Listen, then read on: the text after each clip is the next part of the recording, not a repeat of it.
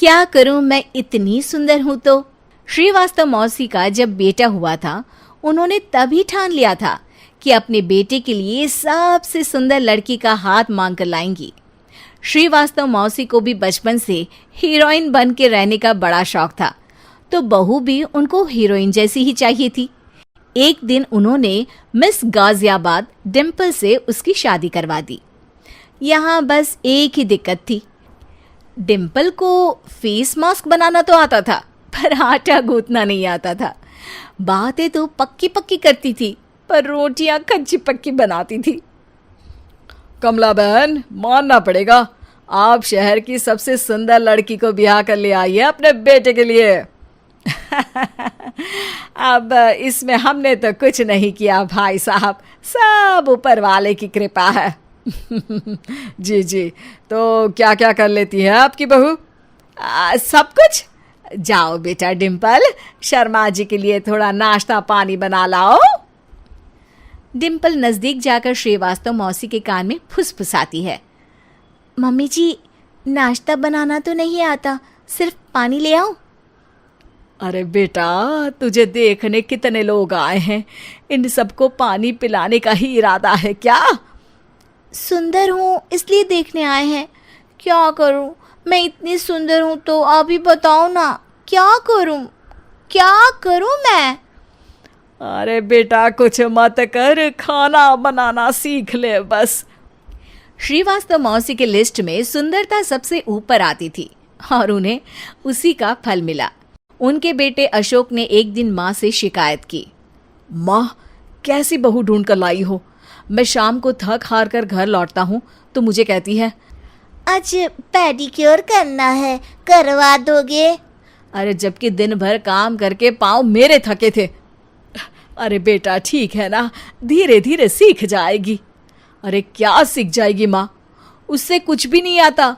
हफ्ते भर का शेड्यूल बना लिया है उसने, पेडिक्योर, हेड मसाज, मुल्तानी मिट्टी का ये वो, अरे पता नहीं क्या क्या। अरे मुझे तो नाम भी नहीं आते। देख बेटा, खाना बनाना, सब्जी काटना, ये सब सीखा जा सकता है, पर सुंदरता नहीं सीखी जा सकती। इतनी सुंदर बहू मिली है, फिर भी तू खुश नहीं है, कैसा बेटा है तू? श्रीवास्तव मौसी का मानना था कि समय रहते बहू सब सीख जाएगी, पर मिस गाजियाबाद से शादी कराने के बाद घर का जो नाम हुआ है वो जरूरी है। अरे सबकी बहू खाना बना लेती है, हमारे घर में तो काम वाली दीदी भी है, पर हमारे घर में जितनी सुंदर बहू है ना, उतनी किसी के घर में नहीं। ऐसा श्रीवास्तव मौसी सबको कहती रहती। फिर एक दिन वो हो गया जो नहीं होना चाहिए था, डिम्पल को पिंपल हो गया। डिम्पल घर में छुपी बैठी थी, पर ऐसी खबर छिपती कहाँ है। शर्मा जी घर में अपने बेटी की शादी का न्योता देने आए तो उन्होंने पूछ लिया, अरे आज आपकी बहू नहीं दिख रही?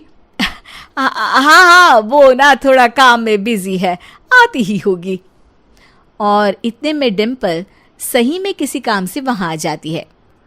बस शर्मा जी की नजर पड़ जाती है डिम्पल के पिंपल पर, जो उन्हें चांद पे दाग जैसा लगता है। पूरे शहर में बात फैल जाती है कि डिम्पल को पिंपल हो गया है। ये दिक्कत काफी गंभीर थी और श्रीवास्तव मौसी को पता था कि अगर ऐसा चलता रहा तो उन्होंने जो हासिल किया था सब मिट्टी में मिल जाएगा। उन्होंने फट से डिम्पल को अपने कमरे में बुलाया। अरे बेटा, शर्मा जी के बेटे की शादी 1 हफ्ते में ही है, हमें उससे पहले ही तुझे वापस सुंदर बनाना पड़ेगा।